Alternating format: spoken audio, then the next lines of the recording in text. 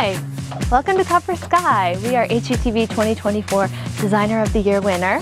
And I'm Micaela. I'm the Director of Design at Copper Sky. I'd love to invite you to join me on a day in the life with a designer. Come on in.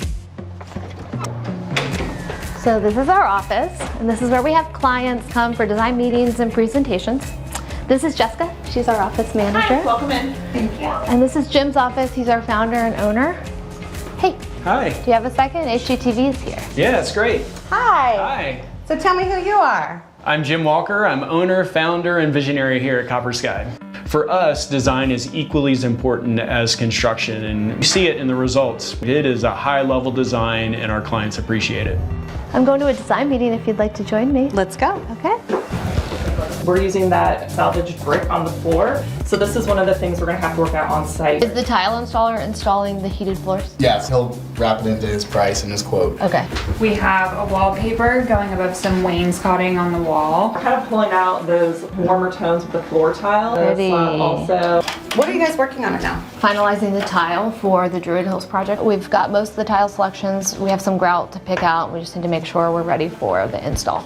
What design trend are you most excited about? Well, something we're doing on almost all of our projects right now is color drenching, where we paint everything the same color. Color is really back, and warm tones, warm wood, warm paint colors.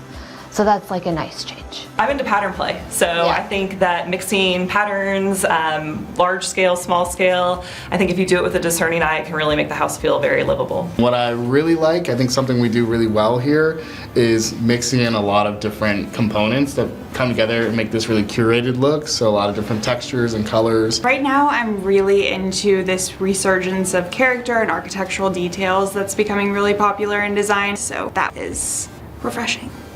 I just want to know who's responsible for the pink kitchen. That would be me. That was my project. The client comes to you and says, I want to do a pink kitchen, Yeah. and you say, Yeah, absolutely. That's a historic home that we were working in. So the kitchen's not very big. It's a galley kitchen, and we sort of leaned in on the historic element. So the cabinets are inset. The hexagon tile on the floor is kind of a classic installation. And then we infused a lot of color, but the shapes of everything were really classic. this is really making me excited to go see a real life project. Is there anything we can go look at? Yeah, I'm going to go to a cabinet install meeting. Would you like to join? I would. All right, let's go.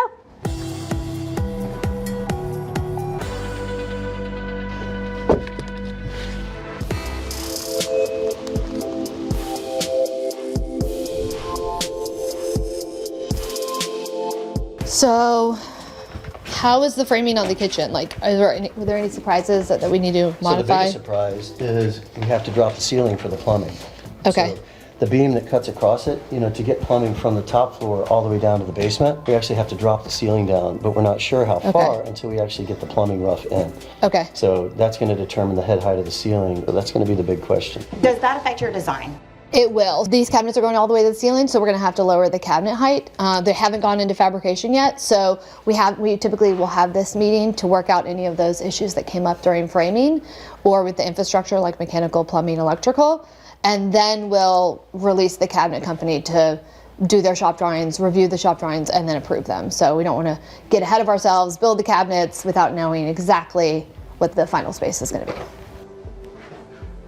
When you're planning a design for people, what room's worth splurging on and which room can you save on? Typically, I would suggest a client splurge on the kitchen and the primary bath and powder bath, the spaces you use most often. Kids' bathrooms is a place you can sort of save on, or a kid's bedroom, because you can always do small modifications later pretty easily to those spaces. What's the most expensive room to remodel? A kitchen is going to be the most expensive room. You remodel in your home. Sometimes a primary bathroom can be secondary to that. The price range really depends on where you live, the size of the kitchen. Cabinets and countertops are going to be the biggest driver. So whether you're doing a custom cabinet package or stock cabinets can have a big swing in your budget. So you can do a kitchen for $100,000 or less if you're sort of DIYing it or managing it yourself. And it can go up to $300,000, $400,000. So what do you love most about remodeling projects? I love coming up with a new concept for a house, something that maybe the client didn't expect, and pushing a client a little bit to get outside of their comfort zone so that we can elevate the space and the design and elevate the homeowner's style a little bit. So as a general guideline, how much more is it going to cost me to work with a designer versus just doing it myself? I would suggest budgeting 5 to 10% of the construction cost. The fee structure can vary, so you might be charged or quoted a fixed fee or hourly, but if you're just for budget purposes, setting aside between 5 and 10%, that should get you pretty close. This project is a good example of what we can do with an existing house. We reworked the entire space. We didn't do an addition, and it's for a family that lived here for 10 years before we did the project, so we were able to change the orientation of the entire house to better fit for their needs. We often add mudrooms in an area of the house that's very convenient. This is right off their driveway and connects to their kitchen. So we changed this space, which was a bedroom before, into lots of different spaces. Mudroom, laundry, powder bath. So putting that in a space that is convenient for the family, having a lot of storage really helps with clutter. So we kind of created this space for these lockers. I think each kid has one. They have 3 kids here. We've got drawers with venting for odors that sometimes happen with sports cleats and things like that. Closed cabinetry helps with the visual clutter. This powder room is seen a little bit from the common area, so we wanted to make sure that it had a lot of character and charm. And wallpaper is an easy way to do that, because wallpaper, you can add color, pattern, texture instantly to a space. And in a small space, you can kind of splurge on the wallpaper because there's not that much of it. And this is a marble countertop, and we did this really special splash that kind of rolls up into the mirror. So same types of materials that you could use in a different way, but just a lot of little details can really elevate the space.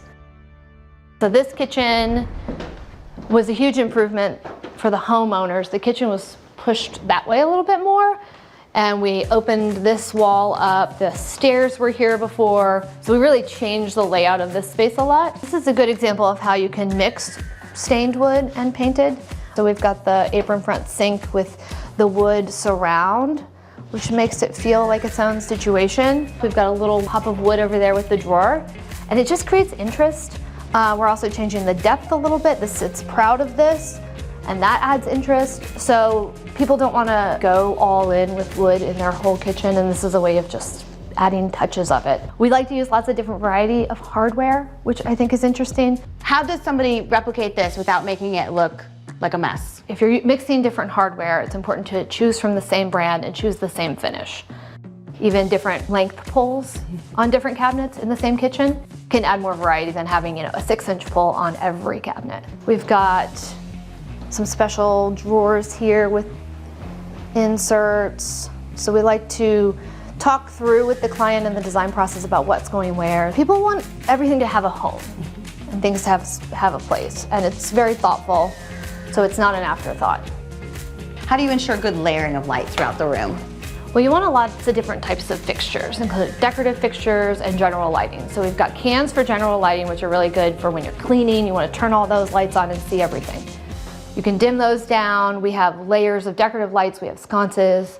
We have pendants in this kitchen. We also like to use under cabinet lighting to create ambiance. So giving yourself lots of different options to control the room in different ways is important. When should I go for a cool versus a warm light? Always warm. Cool lighting is really best for hospitals and sometimes schools. In residential homes, always warm lighting.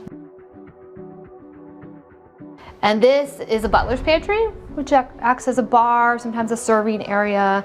So what's your preference, when it comes to paint or wallpaper? Both. I mean, I really love the combination of a fun paint color and a fun wallpaper. I mean, this would have looked great with a white paint, but the paint really pops all the color.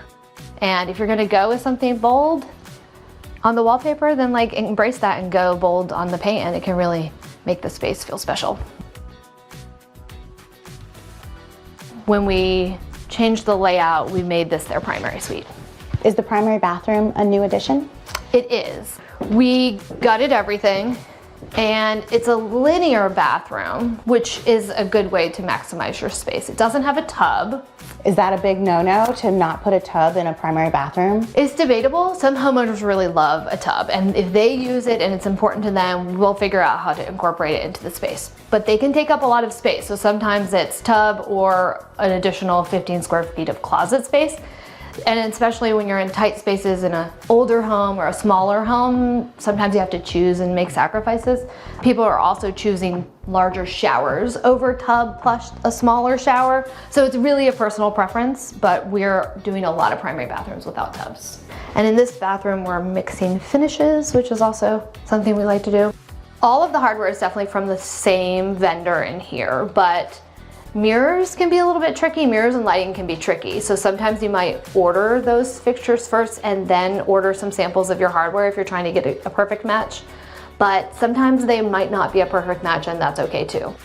We do typically use plumbing fixtures and bath accessories from the same collection, so that they are exactly a perfect match. Are home offices still really important, or are they starting to phase out? We are still getting a lot of requests to add home offices. People don't need a lot of space, like even just this small amount of space, like 6-7 feet, is all that some people need. But having a dedicated space that they can close off from the noise of like their family or their pets is really still important to people. A lot of people are still working from home and like will continue to be for the foreseeable future. So here we color drench the room, which means painting everything from the base to the crown the same color. Using deep saturated colors can just make such an impact in a space. If we had gone with a lighter color, it wouldn't have like this cozy library feel that it has. And blue is calming. A lot of people love blues and greens in this kind of application. This is just a drywall wall. This is just a piece of trim. And then if you add a gallery light, it really makes an impact in this space. Gallery light, wainscoting, those are classic elements. So to me, something that was around for so long just never really goes out of style personally. And that's the day in the life of a designer at Copper Sky. Thank you for coming with me today. Thanks for having us. See ya.